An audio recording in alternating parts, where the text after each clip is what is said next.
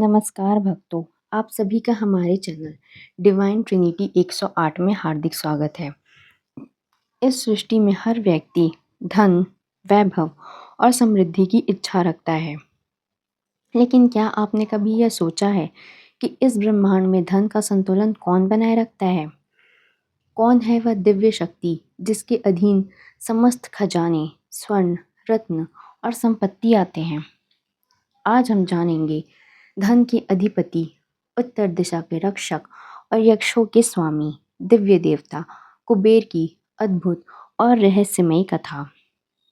सनातन परंपरा के अनुसार कुबेर केवल एक देवता नहीं, बल्कि एक दायित्व है, एक ऐसी शक्ति जो इस संसार में धन के प्रवाह को नियंत्रित करती है।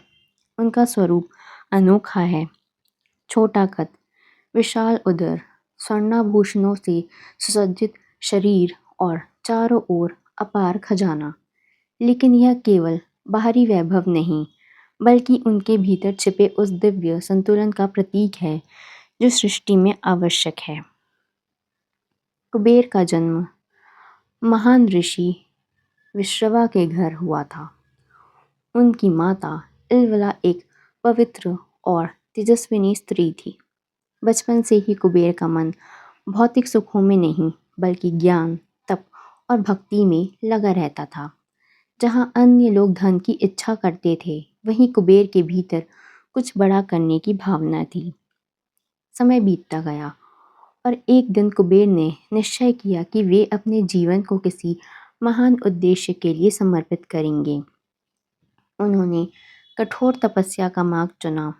वे एकांत वन में चले गए और हजारों वर्षों तक बिना किसी अपेक्षा के भगवान ब्रह्मा की आराधना करने लगे।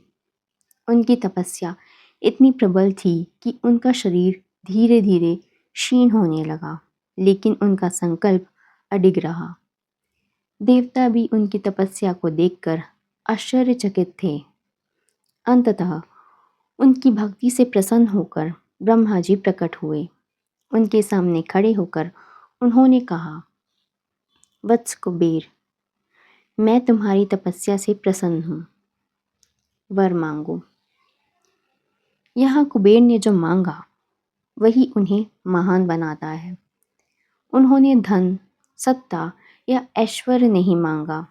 उन्होंने कहा, प्रभु, मुझे ऐसा स्थान और दायित्व दीजिए जिससे मैं सृष्टि के कल्याण में योगदान दे सकूं। कुबेर की इस निस्वार्थ भावना से ब्रह्मा जी अत्यंत प्रसन्न हुए। उन्होंने उन्हें समस्त धन का अधिपति बना दिया, उन्हें यक्षों का स्वामी बनाया और उत्तर दिशा का दिक्पाल नियुक्त किया। साथ ही उन्हें अपार खजाने, दिव्य संपत्ति और असीम वैभव प्रदान किया। इसके बाद कुबेर को एक अद्भुत नगरी का स्वामित्व मिला, स्वर्णमयी लंका।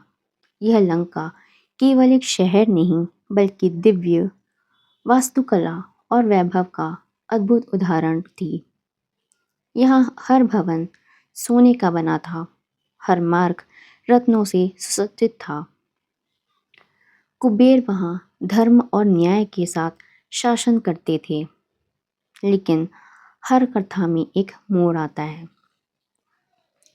और कुबेर के जीवन में यह मोड़ लेकर आए उनके ही सौतेले भाई रावण। रावण जो अत्यंत बुद्धिमान और शक्तिशाली था, लेकिन उसके भीतर अहंकार और लालसा का विष भरा हुआ था।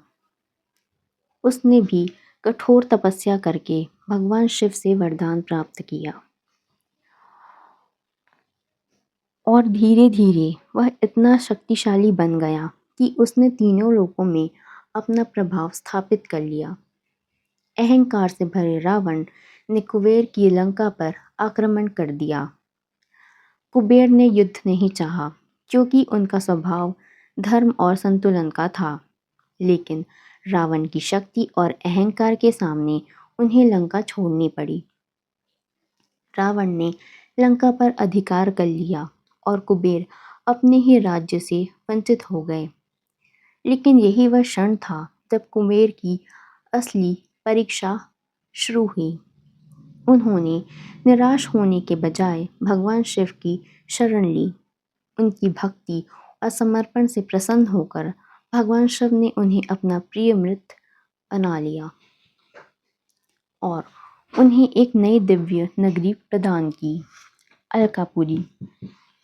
अलकापुरी, जो हिमालय के उत्तर में स्थित मानी जाती है, एक ऐसी नगरी है जहाँ अपार धन, रत्न और दिव्य ऊर्जा का भंडार है। यहीं से कुबेर पूरे ब्रह्मांड में धन का संतुलन बनाए रखते हैं। कुबेर की कथा हमें यह सिखाती है कि सच्चा धन केवल भौतिक संपत्ति नहीं है, बल्कि वह संतुलन है, वह धर्म है, वह भक्ति है जो जीवन को सही दिशा देता है।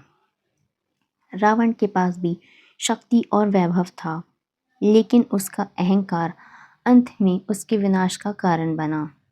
वही कुबेर ने अपने धैर्य, भक्ति और संतुलन से पुनः अपना स्थान प्राप्त किया।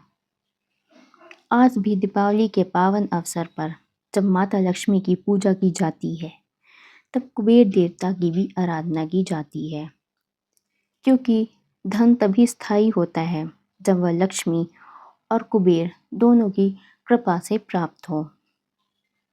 कहा जाता है कि जो व्यक्ति कुबेर देवता की सच्चे मन से पूजा करता है और अपने धन का उपयोग धर्म और सेवा में करता है, उस पर कुबेर की विशेष कृपा होती है। यह कथा केवल एक देवता की कहानी नहीं, बल्कि जीवन का गहरा संदेश है कि धन तभी सार्थक है जब वह धर्म के साथ जुड़ा हुआ हो और भक्ति के बिना कोई भी वैभव स्थायी नहीं होता। तो दोस्तों, कुबेर देवता की यह अद्भुत कथा हमें यह सिखाती है कि सच्ची समृद्धि भीतर से आती है और जब मनुष्य अपने कर्म, भक्ति और संतुलन को सही रखता है, तभी वह जीवन में सच्चा धन प्राप्त करता है। अगर आपको यह दिव्य कथा पसंद आई हो तो वीडियो को लाइक करें, शेयर करें और चैनल डिवाइन ट्रिनिटी 108 को सब्सक्राइब ज़रूर करें।